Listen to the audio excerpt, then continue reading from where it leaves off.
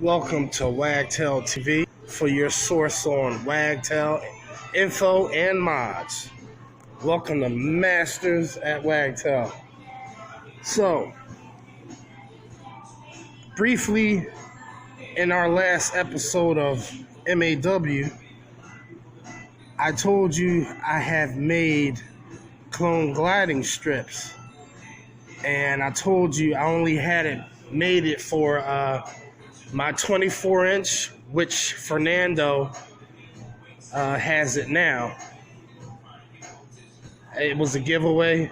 The one that was the Patriot water-fed Wagtail, the only one in existence. So I went on ahead and made some for my, I guess it's I don't really know the quite size of this, but I think it's about a 10-inch, give or take a few. So I did some things different from what I showed y'all in the video. Basically, the concept is still the same with one little change. I changed my glue. Not because I was trying something different, but because I didn't feel like going to another store. So this glue right here is industrial strength. It is much better. I'm gonna read you the comparison of the other glue that I showed y'all. Now that works great, but I have yet to try this, but I think it'll work much better. From the consistency of the glue when I applied it, I like it much better, and you will understand and see why if you have used the other glue that I suggested and then you go and try that.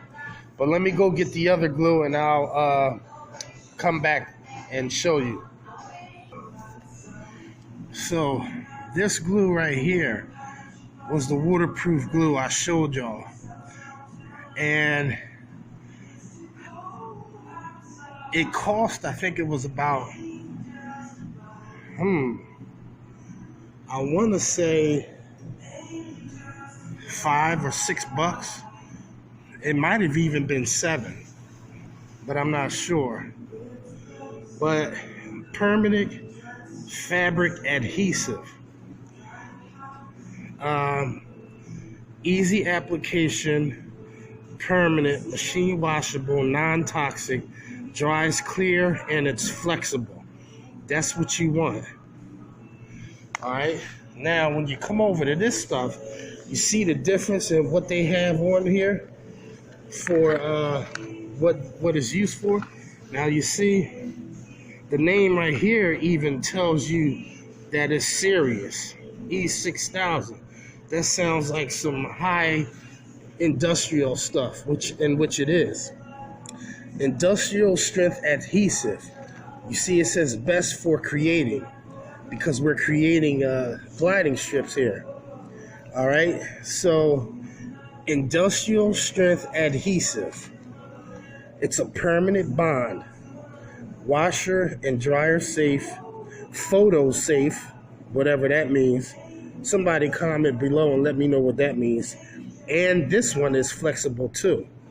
I think it's a lot more better than the other stuff as far as flexibility is concerned, in my opinion, from what I saw. It can be used on fabric, metal, wood, glass, ceramic, and more. That can. This is strictly for fabric, I think. I don't quote me on it. But why even take a chance? Why not go with this? This is much cheaper. And guess where I got it from? The dollar store. You would never believe. Not a true dollar store, a fake dollar store, Dollar General.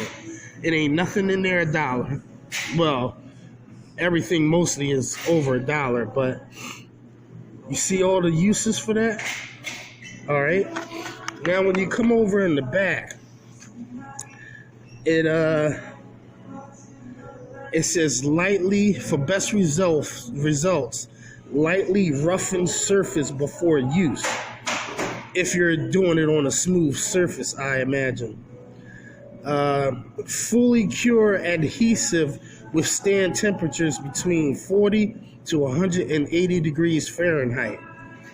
Intermittently, all right? Now apply directly to the surfaces to be bonded or repaired. Allow 24 hours for curing. Depending on materials and temperature, maximum strength may not be reached for 48 to 72 hours. So here it's not even been 24 hours. But I think we're okay with this. I'm not going to be washing it. It will hit water, but I think it will still hold. If it doesn't, then I'll have to do the 24 hours like I did this one. But this one, if you see on the back of here, it says let it dry 2 to 4 hours, and it's washable up to 48 hours. So this may take a little longer to cure depending on the material involved, but ultimately you have to let it sit as the same as this. But here's the differences where I noticed right off the back that I like more than this. When you put that glue on there, this you could pull off. You could put it on, pull off, put it on, and when you put something on it, because the glue doesn't set until after the time it says, it can move on you. That's all I'm saying. And it has.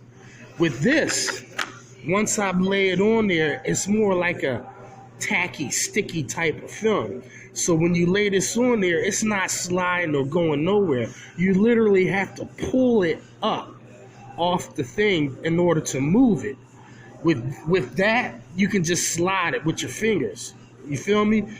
You can't slide that with this. You have to literally pull it off and then reset it and get it right the first time. Y'all get what I'm saying. But I'm going to put this on and we're going to take this out for a spin. I'm going to break it in today. All right, so there we have it. And come back, part 2. Let's jump into it. Welcome.